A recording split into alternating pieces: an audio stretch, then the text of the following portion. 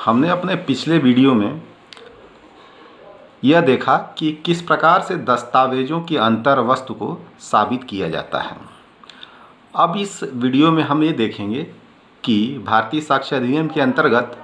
उस दस्तावेज जिसके अंतर्वस्तु लिखी हुई है उस दस्तावेज की प्रामाणिकता को कैसे साबित करें, क्योंकि अंतर्वस्तु की का प्रश्न तो साक्ष्य में बाद में आता है। पहले यही प्रश्न उठता है कि वह दस्तावेज जिसके अंतर्गत अंतर्वस्तु की दावा किया गया है वह असली है कि नकली है। तो इस बारे में भारतीय साक्ष्य अधिनियम के अंतर्गत धाराएं 67 से लेकर 73 तक की धाराओं में ऐसे वर्णन है प्रावधानों का, जिनके द्वारा दस्तावेज की असलियत के बारे में कैसे साबित की जाती है, इसे साबित किया जा सकता है। सबसे पहले हम धारा 67 को लेंगे, 67, जो कहती है कि यदि कोई दस्तावेज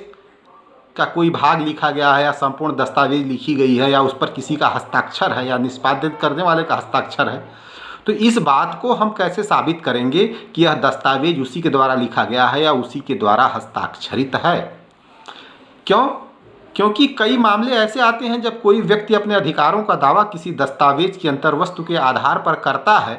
तो बाद में पता चलता है कि वह दस्तावेज में जो जिन बातों को लिखा गया है वह लिखने वाले ने इनकार कर दिया कि वह दस्तावेज उसके द्वारा ऐसा कोई वादा किया ही नहीं गया था। उदाहरण के लिए, एक व्यक्ति यह दावा एक प्रोनोट के आधार पर एक दावा करता है कि यह नोट के द्वारा फला एक्स पर्सन के द्वारा लिखा गया है और उसमें यह लिखा मुझे यह अधिकार प्रदान किया गया है। अथवा कोई एक व्यक्ति कोई बंधक पत्र ही दाखिल करता है कि बंधक के द्वारा जाता है कि हमें इसका कब्जा चाहिए और यह बंधक एक्स नामक व्यक्ति ने मुझे दिया है यह अधिकार, और बाद में पता चलता है कि वह बंधक में जो बातें लिखी हुई हैं कि यह दावा करने वाला का यह अधिकार तो है, लेकिन क्या यह सत्य है कि यह बंधक जो लिखा गया है वह उसी एक्स नामक व्यक्ति के द्वारा निष्पादित किया गया है जिसका दावा अधिकार प्राप्तकर्ता न्यायालय में कर रहा है। तो इस बात को कैसे साबित किया जाए, क्योंकि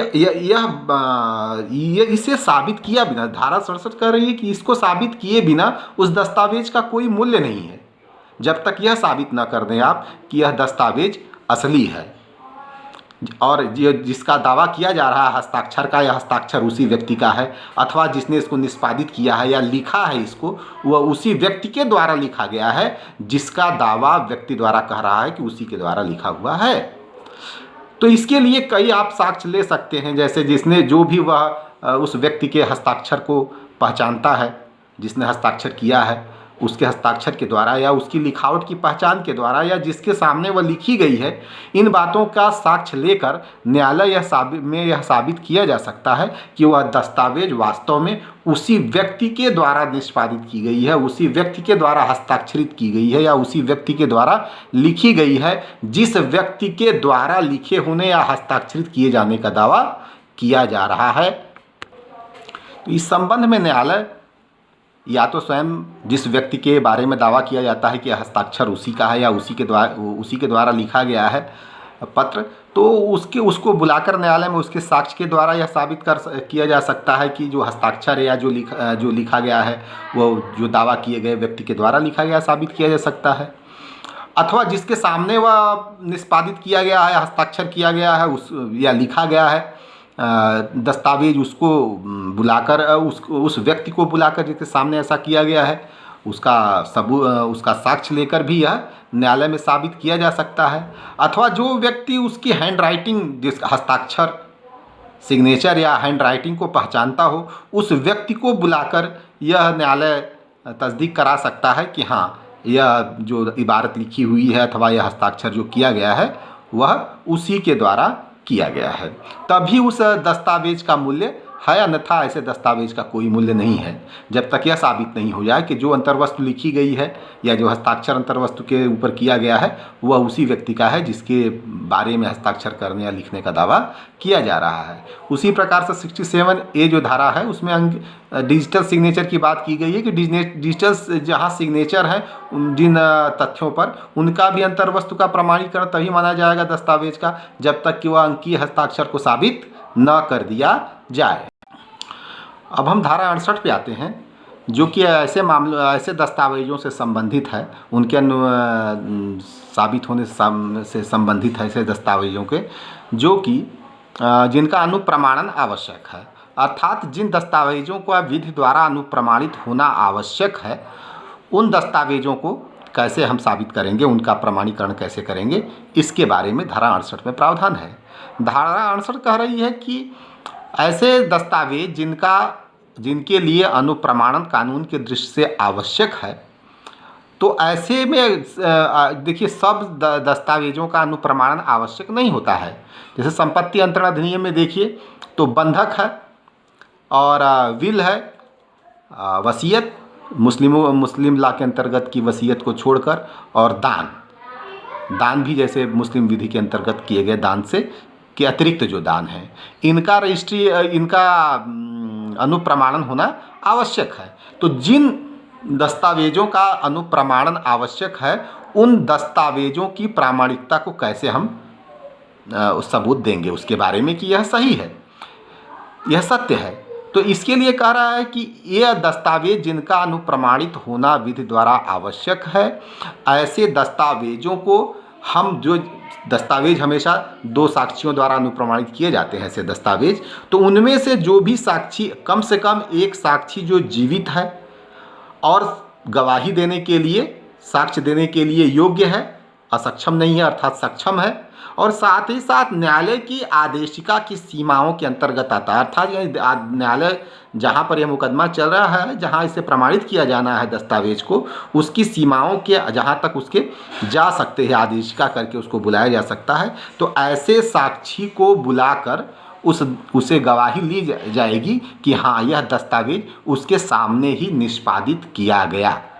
और इस गवाह दोनों को बुलाने की ज़रूरत नहीं है, सिर्फ एक गवाह भी आके अगर साक्ष्य देता है कि हाँ, यह दस्तावेज उसके सामने निष्पादित की गई है, तो यह पर्याप्त होगा उस दस्तावेज की सत्यता के बारे में।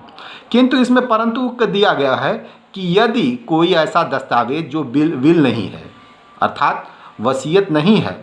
और वह रजिस्ट्रीकृत है, यानी रजिस्ट्रीकृत जो दस्तावेजें हैं, निश्चित रूप से जो रजिस्ट्रीकृत दस्तावेजें हैं वो अधिकारी की समझ रजिस्ट्रीकृत होती हैं, तो ऐसे दस्तावेजों के लिए किसी भी गवाह को बुलाने की आवश्यकता नहीं है, उसे ऑलरेडी प्रमाणित माना जाएगा। अर्थात जो दस्तावेज रजिस्ट्रीत है उसको मान लिया जाएगा कि वह सत्य है, तब तक जब तक कि उसको निष्पादित करने वाला व्यक्ति इस बात का प्रत्याख्यान अर्थात इनकार नहीं कर देता कि उसके द्वारा यह दस्तावेज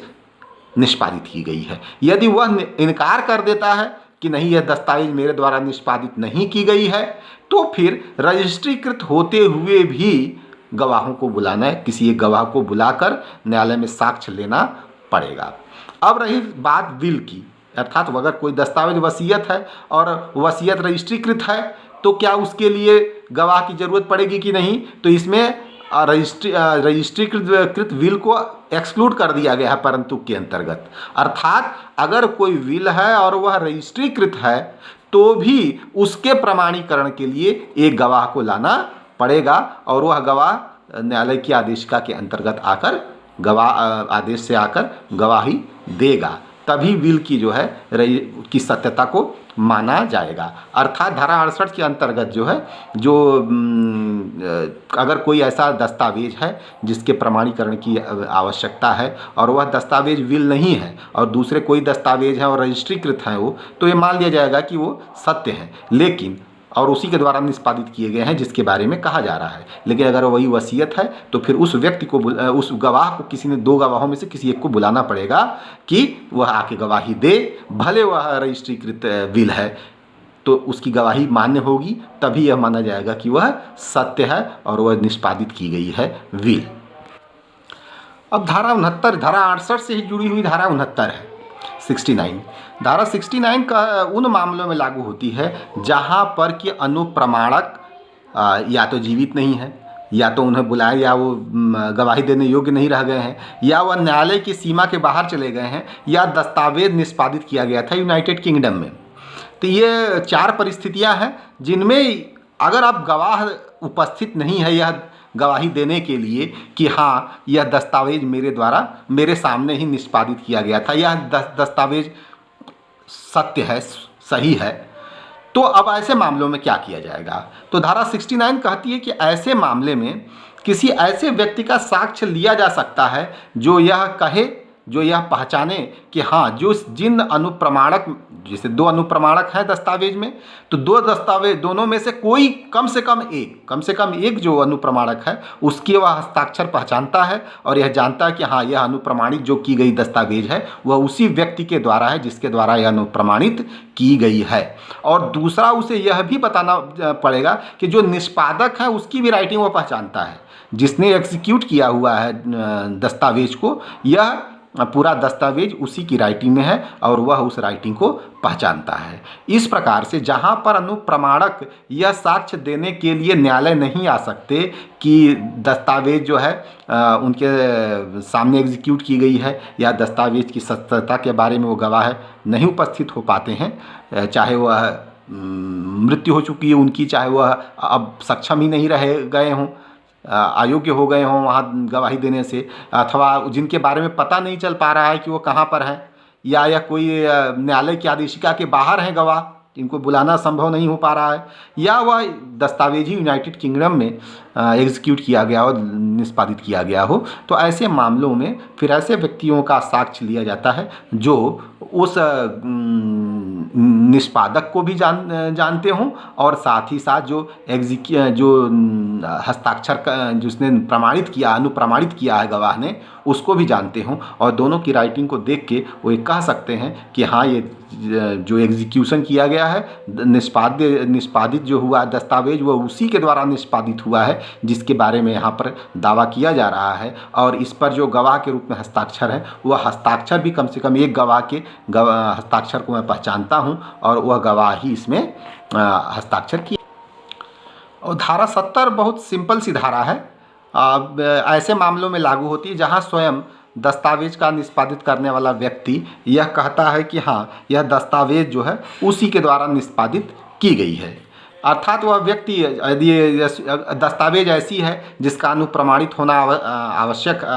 माना गया है कानून के द्वारा, और ऐसे दस्तावेज का जो में कोई भी पक्षकार है जिसने उसको निष्पादित किया हुआ है और वह यह स्वीकार कर लेता है कि हाँ यह दस्तावेज मेरे द्वारा ही दस्तावेज जो निष्पादित की गई है, तो वह दस्तावेज सत्य मानी जाएगी और उसका जो अंतर्वस्तु है उसमें जो बातें ली गई हैं वह उसके विरुद्ध जो है उस पक्षकार के विरुद्ध प्रामाणिक रहेंगी, उसका प्रमाण मानी जाएंगी और उस दस्तावेज को सत्य होना स्वीकार कर लिया जाएगा, क्योंकि उसको निष्पादित करने वाला व्यक्ति ही यह मान चुका है कि हाँ यह दस्तावेज मेरे द्वारा निष्पादित की जा चुकी है। तो वहाँ पर न्यायालय उसकी सत्यता को मान लेता है और कहीं दूसरे गवाही लेने की आवश्यकता नहीं है, लेकिन ऐसी दस्तावेज रहे कि उसके अनुप्रमाणित होना कानून द्वारा आवश्यक रहा हो। अब आती है धारा 71। धारा 71 ऐसे मामलों में आती है जहाँ पर कि उस दस्तावेज के जो अनुप्रमाणक हैं वो न्यायालय में स्वयं इनकार कर देते हैं कि यह दस्तावेज का जो निष्पादन है उस व्यक्ति के द्वारा नहीं किया गया है, या वो इनकार कर देते हैं कि मैं इसके बारे में भूल गया हूँ कि इस दस्तावेज का निष्पादन जो है मेरे सामने किया गया है, या मेरी जानकारी में उसके स्मरणातीत हो जाता है कि उसके निष्पादन के बारे में वह जानकारी नहीं दे पाता है। तो ऐसे मामले में कहा गया है धारा 71 में कि ऐसे मामलों में किसी अन्य साक्ष्यों से ऐसे दस्तावेज की प्रामाणिकता को साबित किया जा सकता है। अधिकतर ऐसे मामले में आता है कि जब आपका विटनेस या तो अपनी याददाश्त खो दे अथवा वह होस्टाइल हो जाए, पक्षद्रोही हो जाए। जैसे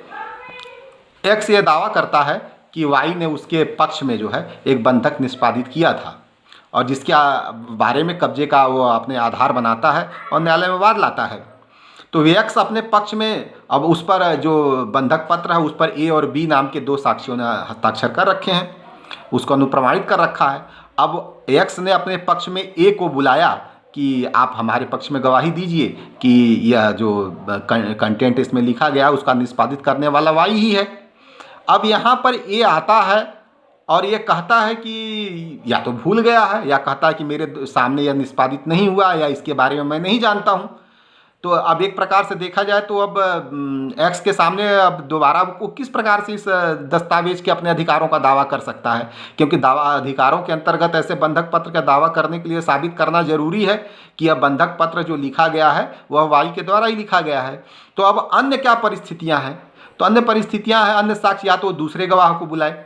उसके जो दूसरा जो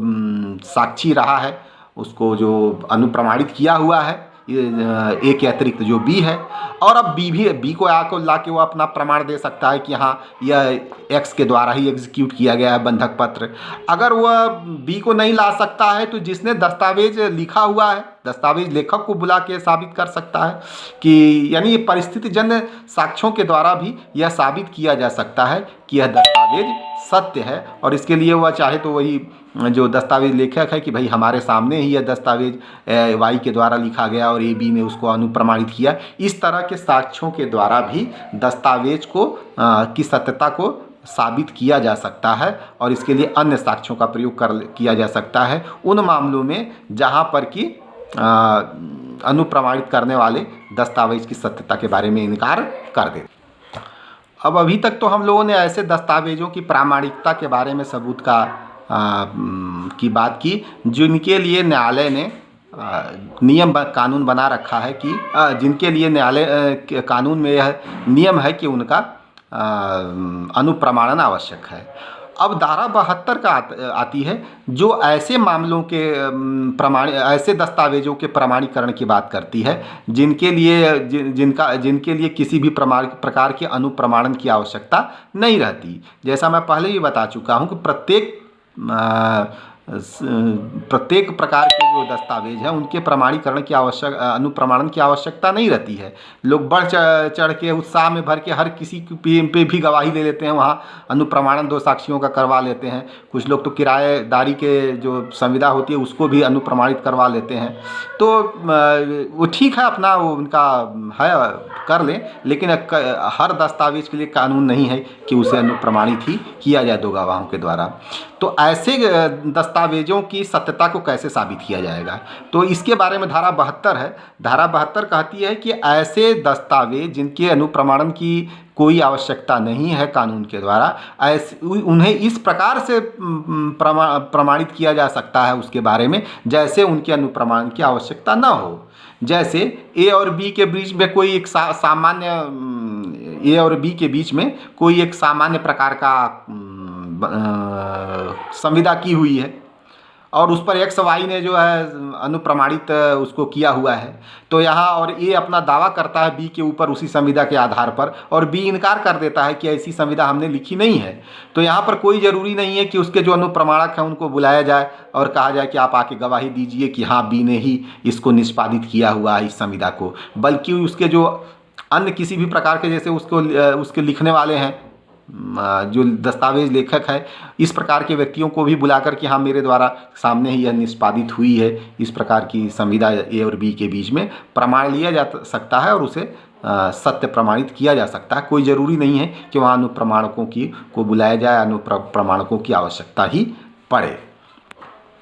अब अंतिम धारा की है कि धारा 73। तो धारा 73 इस बारे में कहती है कि अब कोई भी दस्तावेज पर किसी